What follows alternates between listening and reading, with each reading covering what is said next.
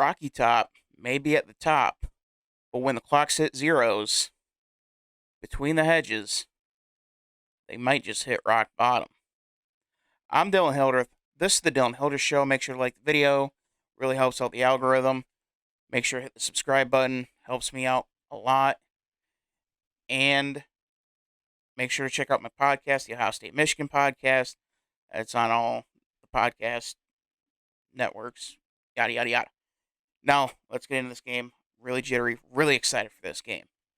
Because I think this game is not going to be as close as what the experts think. And we'll know exactly what kind of game it's going to be by the end of the first quarter. Now, let's get into these. So, offense. They're closer than what perception says. Yes, Tennessee has about 20 more rushing yards, or 20 more passing yards, excuse me, than Tennessee. But look at the yards per play. Just about a dead heat. First downs per game. Only one more for Georgia. But the big number, big number, penalty yards a game. 29-3 on Georgia. That's the yards against Georgia. The penalty yards for Tennessee is almost 74. That is a massive, massive gap. And that could very well be the difference between Georgia winning and Tennessee blowing it, or this being a very, very close game. If Tennessee can stay disciplined, don't get grabby, don't get holdy, don't get offsidesy. I think that's a word, offsidesy. I'm pretty sure that's a word. Anyway, I'm making it a word. Nonetheless, this game, that's the big gap that I'm seeing. Can Tennessee stay disciplined in this game? Maybe. I'd like to think so. I think Pruitt's a good coach. I think he can keep it buttoned up. But who knows? Gets tired. Georgia, physical team. And you just can't help it. You're just trying to hold on, and the cards fall down. Now let's look over at the defense, because there's something on defense that scares the living daylights out of me. And it's to no fault of Georgia's, it's just the way that they play. The plays per game. It's only 57, 58. That if Tennessee is able to get to that 57 mark fairly quickly, and that's going to be one of the biggest telltales, look out. Because this is going to be a game, and it's going to be a shootout the second half of this game.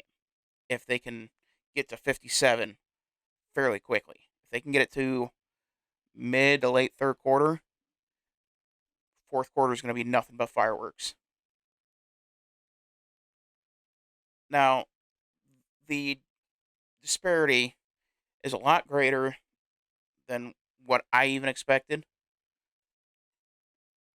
262 for Georgia, 393 in yards, passing yards, 300 a game against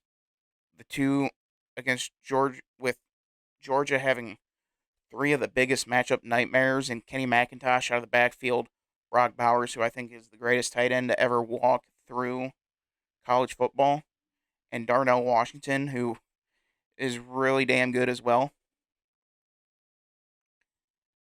Tennessee is going to have issues with those three. And it's all going to depend on whether Stetson Bennett actually completes those passes. Can he clean up his mess? He hasn't the last number of weeks. I can admit that.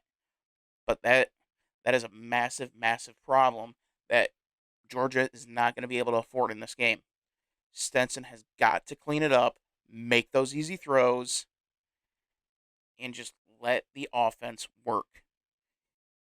That offense has never gone through Stenson. It's never going to go through Stenson. But you cannot allow these easy throws to be missed. He's been there for, I'm pretty sure he was handing it off to Herschel Walker, crying out loud. He's got to make those easy throws on the defensive side. For Tennessee, they have got to find a way to get off the field quick. Just rattle, and the offense just needs to get those plays going, up the tempo, and play at 110 miles an hour. But they got to make sure they get the first downs.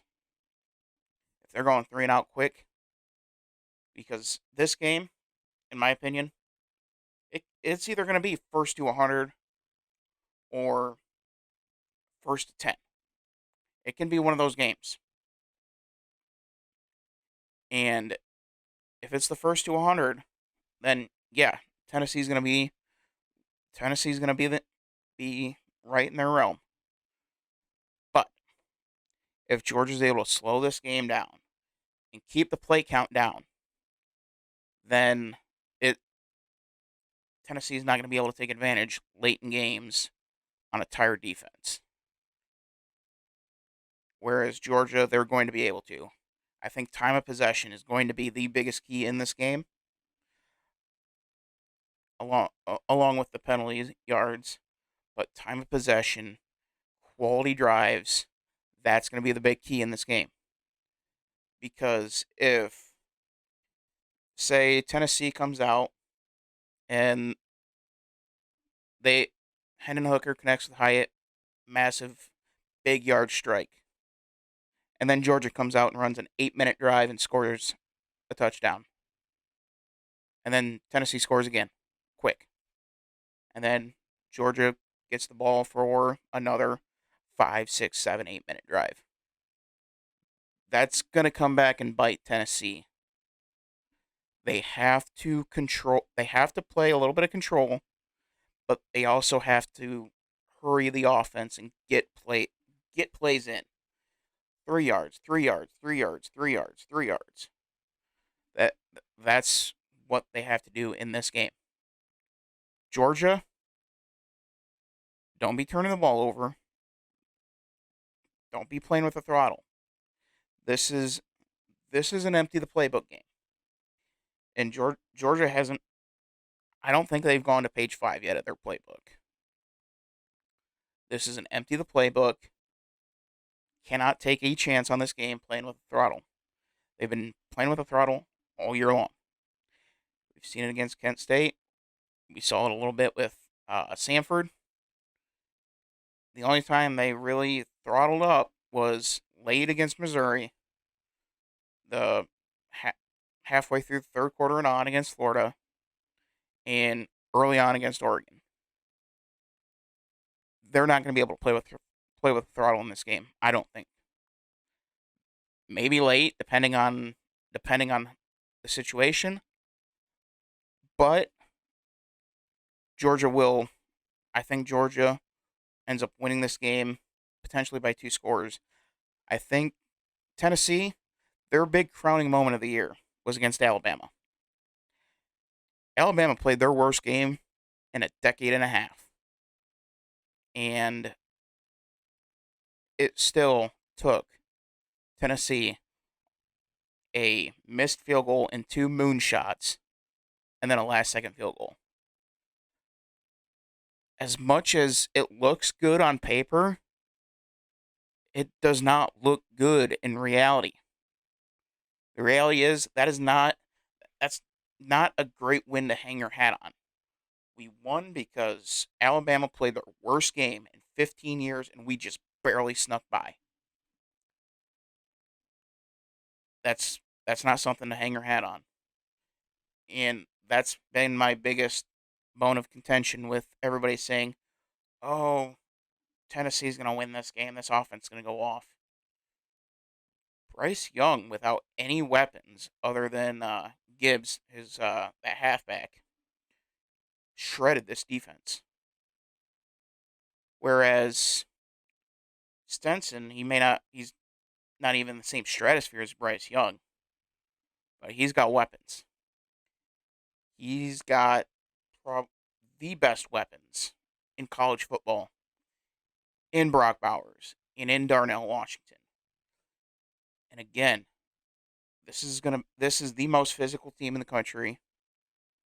And yes, they are more physical than Michigan because they can run an entire offense centered around the running game and throwing out to the tight ends. So my final score, I think it's going to be Georgia. I'm going to say Georgia 31, Tennessee 17. I think Georgia takes control of this game early. Tennessee's going to get whopped right in the mouth, and it's going to be complete scramble mode. We see it time and time again when good teams actually face that real challenger. I'm not talking Alabama. Alabama, this is the worst they've played in a decade since Saban got there. And it's continued from last year. This is the first team Tennessee's going to play that can actually really pop them right in the mouth. And I think this is going to be a massive, massive problem. They're going to end up scrambling. They're going to come back together in the second half. But it's going to be one of those too little, too late. Tennessee loses to Georgia 31-17. That is all I have for this video. Make sure to like the video, subscribe to the channel, and we will see you next time on The Dylan Hilder Show.